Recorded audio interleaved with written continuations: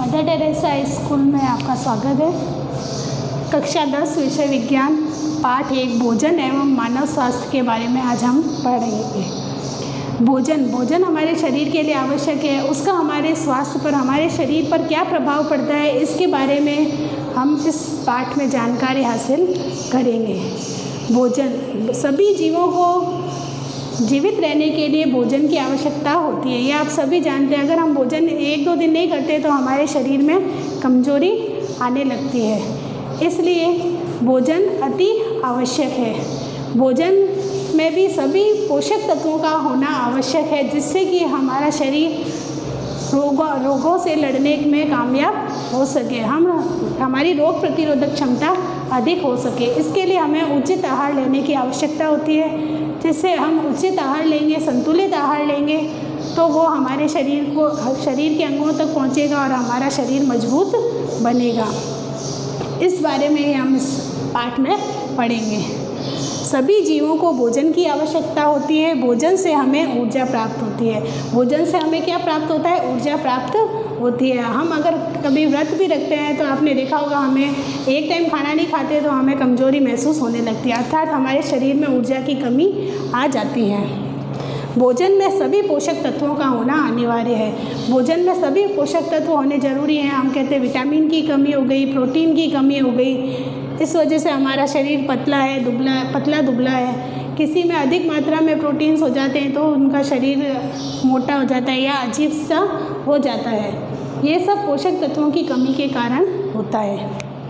पोषण जीवन का आधार है। शरीर के संचालन हेतु संतुलित भोजन आवश्यक है। हमारे शरीर के संचालन के लिए भोजन अति आवश्यक है। संतुलित भोजन शरीर में रोग प्रतिरोधक क्षमता को बढ़ाता है। हमारे शरीर में रोग प्रतिरोधक क्षमता को बढ़ाने का कार्य करता है भोजन, जिससे हम किसी भी रोग से लड़ने की हमारे शरीर में क्षमता उत्पन्न हो जाती है। कहते हैं ना, किसी को हल्का सा जुकाम हो जाता है तो भी उसके कोई असर नहीं होता, और किसी को हल्का सा जुकाम हो जाता है तो वो कई बार पलंग पे आराम करने लग जाता है। तो ये सब असंतुलित भोजन लेने से होता है। संतुलित जीवन के संचालन हेतु कार्बोहाइड्रेट, अब वो पोषक तत्व क्या है जो हमारे शरीर के लिए आवश्यक हैं?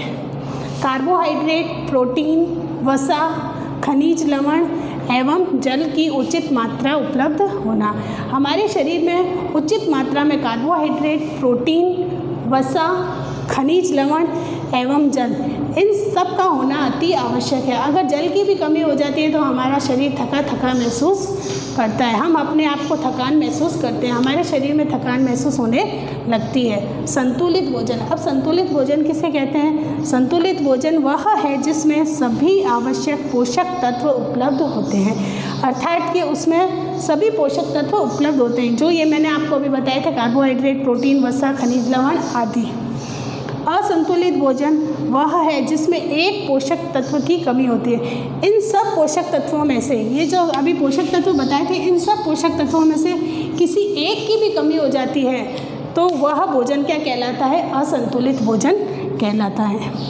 लंबे समय तक किसी एक पोषक तत्व की कमी होती है तो उसे कुपोषण कहते हैं। अब कहते हैं ना, कोई कहते हैं कि ये बच्चा कुपोषित है, कुपोषण का शिकार है, अर्थात उसमें लंबे समय तक उसने प्रोटीन नहीं लिया होगा, कार्बोहाइड्रेट नहीं लिए होंगे, उसके शरीर में विटामिन सही मात्रा में नहीं पहुँचे होंगे, इसलिए वो क्या हो गया? कुपोषित हो जाता है।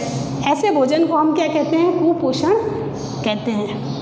विटामिन कुपोषण, अब एक विटामिन कुपोषण होता है जिससे हमारे शरीर में कोई भी विटामिन की कमी हो जाती है, जिससे कि हम कुपोषित हो जाते हैं। विटामिन की कमी से निम्न लक्षण नज़र आते हैं। निम्न लक्षण नज़र, ये एकदम सूक्ष्म होता है जिससे हमको पता भी नहीं चलता कि हमारे भोजन में विटामिन की कमी हो रही है या नहीं। जैसे विटामिन ए की कमी से रतौंधी नामक रोग हो जाता है।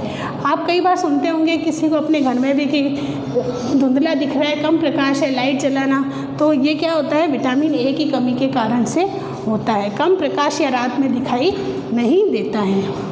थायमिन बी विटामिन की कमी से बेरी नामक रोग हो जाता है। इससे हृदय की धड़कन कम हो जाती है और तंत्रिकाएं कमज़ोर हो जाती हैं।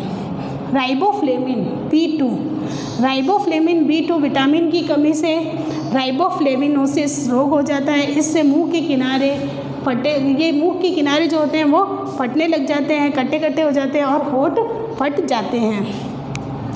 एस्कॉर्बिक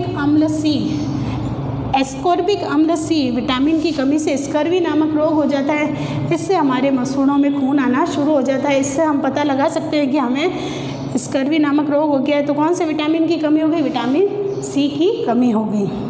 अब प्रोटीन की कमी से क्वाशियोरकोर और मेरस्मस नामक रोग हो जाता है। ये बच्चों में कई बार आपने देखा होगा, किसी का पेट मोटा होता है और वह उसको भूख नहीं लगती और वो बच्चा ऊपर पेट तो बहुत ज़्यादा फूला होता है, हाथ पैर एकदम दुबले पतले होते हैं। इसका मतलब उसको प्रोटीन की कमी है और क्वाशियोरकोर नामक रोग हो गया है। मेरस्मस नामक रोग में बच्चा एकदम पतला दुबला हो जाता है और उसको भूख नहीं लगती, उसकी सारी हड्डियाँ दिखाई देती हैं। तो ये सब आपके भोजन के बारे में है। कल हम आगे पढ़ेंगे।